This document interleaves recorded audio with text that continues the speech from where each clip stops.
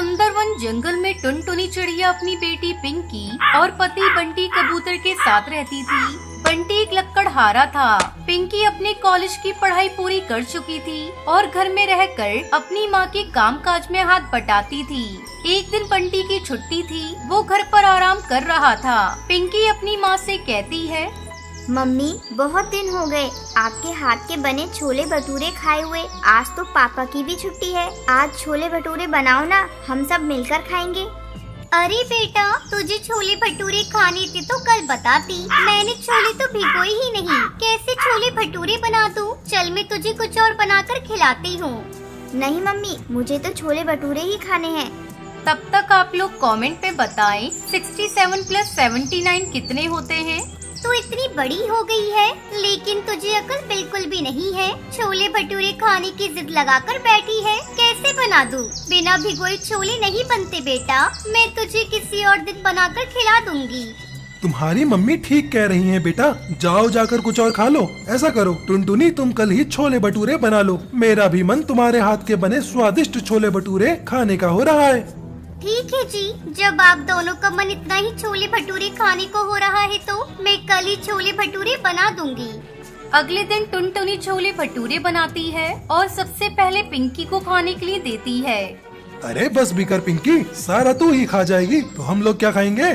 Papa mummy ने इतना स्वादिष्ट छोले भटूरे बनाया है कि जितना भी खाते जाओ मन ही नहीं भरता।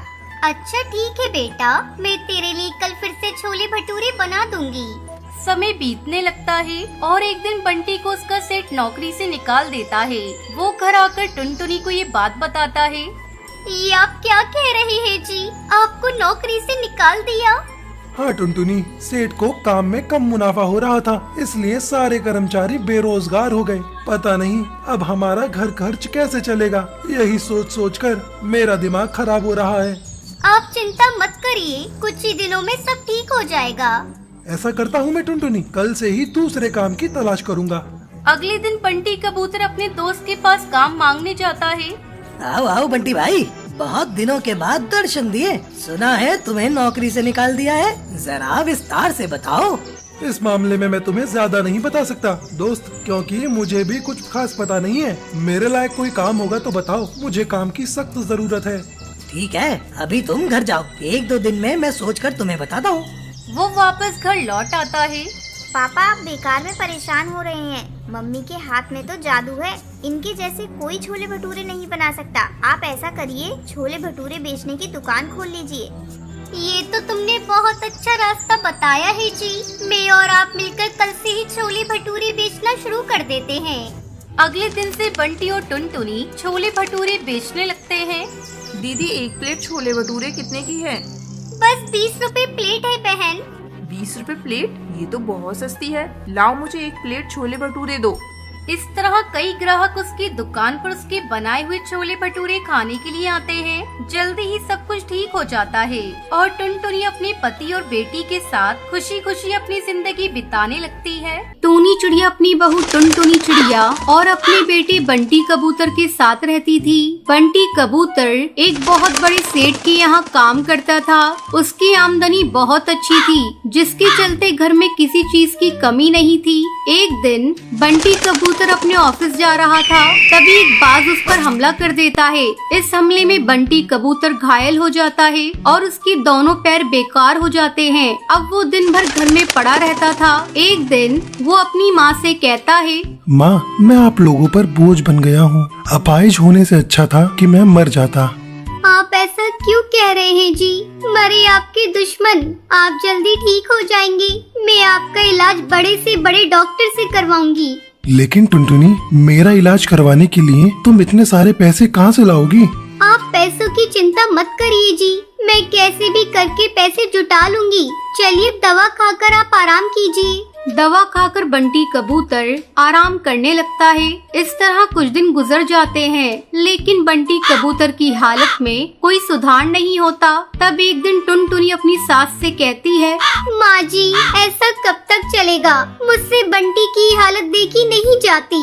हमें किसी अच्छे डॉक्टर से बंटी का इलाज करवाना चाहिए। बात तो तू सही कह रही है बहू, लेकिन हमारे पास इतने पैसे कहाँ हैं? अब तो घर में राशन भी खत्म हो चला है। मैंने जो थोड़े पैसे बचा कर रखे थे अब तो वो भी खत्म हो गए। समझ में नहीं आ रहा घर का खर्च कैसे चलेगा। माँ जी, मैं कल काम की तलाश में जाऊंगी, शायद मुझे कोई काम मिल जाए। अगले दिन टुनटुनी काम की तलाश में जाने लगती है। माँ जी, मैं काम ढूंढने जा रही हूँ, आप बंटी का ख्याल रखिएगा। अगर मुझे काम मिल गया तो मैं घर का राशन लेती आऊंगी। ठीक है बहू, तू जा और अपना ध्यान रखना। टुनटुनी कई पक्षियों के पास काम मांगने जाती है, लेकिन कोई उसे काम नहीं देता। अचानक जोरों की बारिश होने लगती है। बारिश से बचने के लिए टुनटुनी एक पेड़ की डाल पर बैठ जाती है और बारिश रुकने का इंतजार करने लगती है। तभी उसे एक चाय की दुकान दिखती है। वो चाय की दुकान कालू कौवे की थी। पक्षी उसकी दुकान पर चाय पी रहे थे। तब टुनटुनी सोचती है, क्यों ना मैं कालू कौवे की दुकान पर जाकर अपने लिए काम मांगूं। ऐसा सोचकर टुनटुनी चिड़िया कालू कौवे की दुकान पर जाती है। कालू भैया, क्या आप अपनी चाय की दुकान पर मुझे काम देंगे? मुझे काम की बहुत जरूरत है। क्या रे पीली चिड़िया, काम करने को तुझे मेरी ही दुकान मिली है? चल भाग यहाँ से। चेहरे से तू मुझे चोर नहीं दिखाई दे रही है। कहीं मेरे कप लेकर भाग गई तो मैं क्या करूँगा?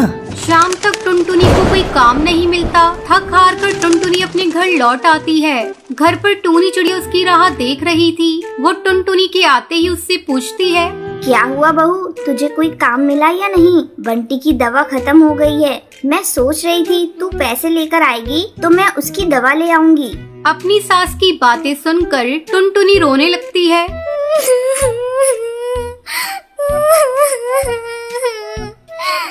माँ जी, अब क्या होगा? कोई मुझे काम नहीं देता, सब मुझे चोर समझते हैं। मैं हार गई माँ जी, मैं हार गई। टुनटुनी, तुझे किसने चोर कहा? मुझे बता, मैं अभी उसकी खबर लेती हूँ। माँ जी, दूसरों को दोष देकर क्या होगा जब मेरी ही किस्मत फूटी है। टूनी चिड़िया के बहुत जोर देने पर टुनटुनी चिड़िया से कालू कौवे के बारे में बताती है।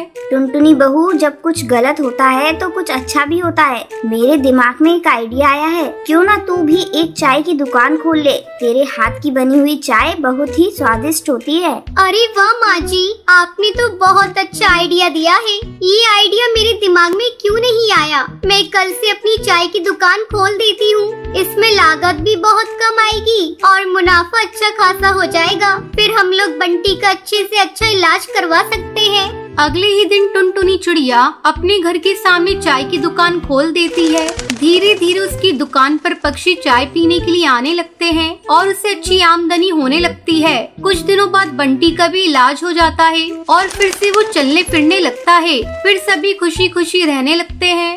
रामपुर के जंगल में टुनटुनी चिड़िया अपने देवर और देवरानी के साथ रहती थी। टुनटुनी चिड़िया का पति कालू कौवा शहर की एक बहुत बड़ी कंपनी में काम करता था। टुनटुनी की शादी को 5 साल गुजर गए थे, लेकिन अभी तक उससे कोई बच्चा नहीं था। इस बात को लेकर कालू कौवा टुनटुनी चिड़िया से नफरत करने लगा था। एक दिन कालू कौवे का दोस्त टुन्नू चिड़ा उसका मजाक उड़ाते हुए कहता है, अरे भाई कालू, बाप बनने की खुशखबरी कब दे रहे हो? 5 साल से इंतजार कर रहा हूँ। ऐसा लगता है तुझ में तो बाप बनने की ताकत ही नहीं है। अपनी दोस्त की ऐसी बातें सुनकर कालू को बहुत शर्मिंदगी महसूस होती है। वो सीधा शराब की दुकान पर जाता है और शराब पीकर नशे में धुत अपने घर आता है। ये क्या है जी? आज आप शराब पीकर घर आए हैं? कब से आपने शराब पीना शुरू कर दिया? ये शराब हमारी खुशियों में आग लगा देगी। चल हट तू कुलच्छनी, अपने कमाई के पैसों की पी रहा हूँ, तुझे इससे क्या? और तू किस खुशी की बात कर रही है? आज तक तूने मुझे कौन सी खुशी दे दी है? शादी के 5 साल हो गए, तू मुझे एक बच्चा तक नहीं दे पाई। मेरे दोस्त मेरा कितना मजाक उड़ाते हैं, इसका तुझे अंदाजा भी है? तू बांझ है बांझ। इतना कहकर कालू कौवा वहीं बिस्तर पर सो जाता है। अपने पति की जली कटी बातें सुनकर टुनटुनी चिड़िया रोने लगती है।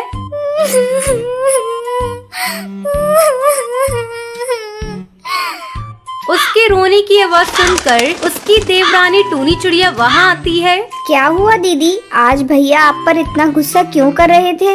क्या बताऊं टूनी, मेरी तो किस्मत ही फूटी है। शादी कितने साल हो गए, लेकिन अभी तक मैंने कोई संतान का सुख नहीं दे पाई। तू ही बता इसमें मेरी क्या गलती है। बच्चा देना तो ऊपर वाले के हाथ में है। पता नहीं भगवान मुझसे क्यों रूठे हुए हैं। टुनटुनी भाभी आप चिंता मत करिए, देवी माँ ने चाहा तो आप जरूर माँ बनेंगी। तुझे पता है टूनी, आज से इन्होंने शराब पीना भी शुरू कर दिया है। इस तरह कुछ दिन गुजर गए। एक दिन टूनी चिड़िया टुनटुनी के पास आती है और उसे खुशखबरी देती है। भाभी मैं माँ बनने वाली हूँ। ये तो बहुत अच्छी बात है टूनी। अब इस आंगन में तेरे बच्चे की किलकारी गूंजेगी। तो रुक, मैं तेरा मुंह अभी मीठा कराती हूँ। टूनी चिड़िया बहुत खुश थी। रात को जब कालू कौवा घर आता है तो टुनटुनी चिड़िया उसे ये बात बताती है। सुनो जी, इस घर में बच्चे की किलकारी गूंजने वाली है। क्या कहा तूने? फिर से तो कहना। क्या मैं पापा बनने वाला हूँ? आज मैं बहुत खुश हूँ। अरे मेरी बात तो पूरी होने दीजिए। मैं नहीं, टूनी माँ बनने वाली है। इतना सुनते ही कालू आग बबूला हो जाता है। कर्म जली, मुझे पहले ही पता था तू कभी माँ नहीं बन सकती। रुक, मैं तेरी चमड़ी अभी उधेड़ता हूँ। इतना कहकर कालू टुनटुनी चिड़िया को पीटने लगता है। तभी टूनी चिड़िया अपने पति के साथ वहाँ आ जाती है और कालू के हाथ से डंडा छीन कर फेंक देती है। आप ये क्या कह रहे हैं भैया? आप भाभी को इस तरह क्यों पीट रहे हैं? आज नहीं तो कल बच्चा हो ही जाएगा, लेकिन इस तरह आप शोर मचाएंगे तो कैसे काम चलेगा? भाभी चलिए आप यहाँ से। टूनी चिड़िया उसे कमरे में ले जाती है। भाभी मेरी बात तो मानिए, आप देवी माँ की पूजा करना शुरू कर दीजिए। देवी माँ जरूर आपकी सूनी गोद भरेंगी। अगले दिन से टुनटुनी चिड़िया देवी माँ की पूजा करना शुरू कर देती है। इस तरह एक महीना गुजर जाता है और देवी माँ की कृपा से टुनटुनी चिड़िया माँ बन जाती है। देवी माँ, आपका लाख लाख धन्यवाद। आपने मेरे टूटते हुए घर को बचा लिया। आपकी कृपा से आज मेरी सूनी गोद भर गई और अब से मेरा घर भी बच्चे की किलकारियों से भर जाएगा। बच्चे को पाकर कालू कौवा भी खुश हो जाता है। वो शराब पीना छोड़ देता है और अपनी गलती की माफी टुनटुनी चिड़िया से मांगता है। टुनटुनी, मुझे माफ कर दे, मैंने तेरे साथ बहुत बुरा किया। टुनटुनी चिड़िया अपने पति को माफ कर देती है और फिर सभी खुशी खुशी रहने लगते हैं।